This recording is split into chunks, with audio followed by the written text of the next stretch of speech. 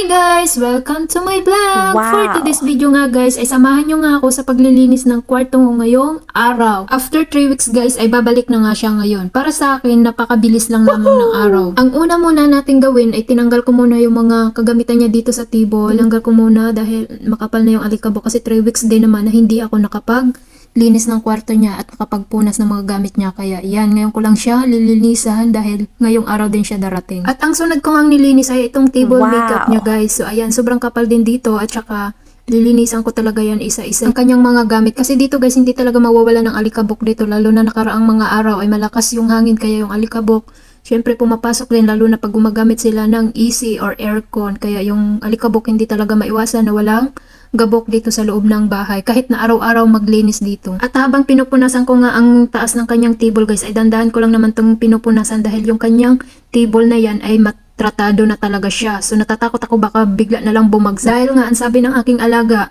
hindi pa siya pinapanganak, gamit niya na yan. So yan, iniingatan talaga namin yan. Lalo na pag dalawa kami nagbubukas niyan, hinahawakan niyang baba, ang may naghahawak sa taas, ganun siya guys. Then pagkatapos ko nga guys naglinis ng kanyang table, dito na naman tayo sa harap ng kanyang higaan. So ayan guys, mahilig siya sa mga display, kaya siya yung pinakamaraming nililinisan dito dahil maraming abubot sa kanyang kwarto. At pagkatapos ko nga guys magpunas ng kanyang mga table or stante dyan, then pinalpagan ko na din yung kanyang higaan para makapagsimula akong magwalis. So ayan, pagkatapos ko nga guys magwalis, hindi ko na pinakita ang pagwawalis. Ayan, nagmap na ako ng sahig. Bonus ko na yan para sa kanya, baka naman meron naman akong pasalubong galing sa kanya. Chares! Ayan, na-excite ako maglinis ng kwarto niya guys dahil umagang-umaga po yan. Na-excite ako sa kanyang pasalubong sa akin, pero kung wala, tanggal ni Pinay. Dahil kagabi pa lang ay sinabi na sa akin ng amo kong babae na bukas daw siya darating. Kaya ang aga ko maglinis guys ng kanyang kwarto, may mga tulog pa nga dyan na bulabog ko dahil sa paglilinis ko ng kanyang kwarto. At pagkatapos ko nga magpunas at magtanggal ng mga alikabok guys, ayan, nilagay ko na ang cover ng kanyang kama. At sunod kong ginawa, nilagyan ko na ng cover ang kanyang blanket at ang kanyang pillowcase. So ayan guys, tapos na ako nag-cover. Dahil tapos na nga tayo sa kanyang kama, dito na naman tayo sa carpet guys. So yung carpet na yan guys ay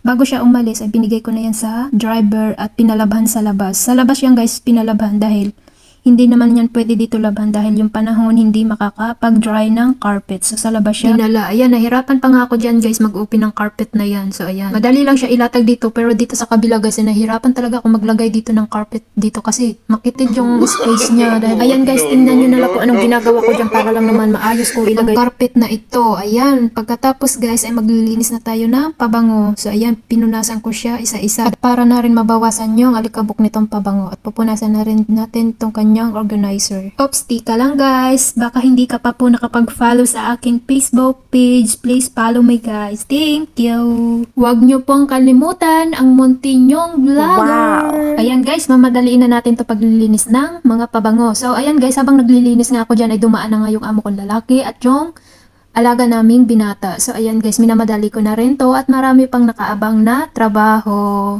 So fast forward lang muna natin to guys. So ayan, dito na tayo sa paglilinis ng aircon. Sa mga gusto nga pala maglilinis dyan ng aircon, shout out sa inyo, baka gusto nyo. So ayan guys, brush ko na ang nagsisilbing panala sa mga alikabok. So hindi siya gaano madumi guys dahil nakaraang buwan ko pa nilinisan din to. So ayan siya, at hindi rin siya nagamit dahil 'di ba yung weather nakaraang araw or mga buwan or basta yun na yun, malamig nakaraang mga araw. At tapos na rin tayo guys, naglagay na rin ako ng insenso or buor para dito sa kanila.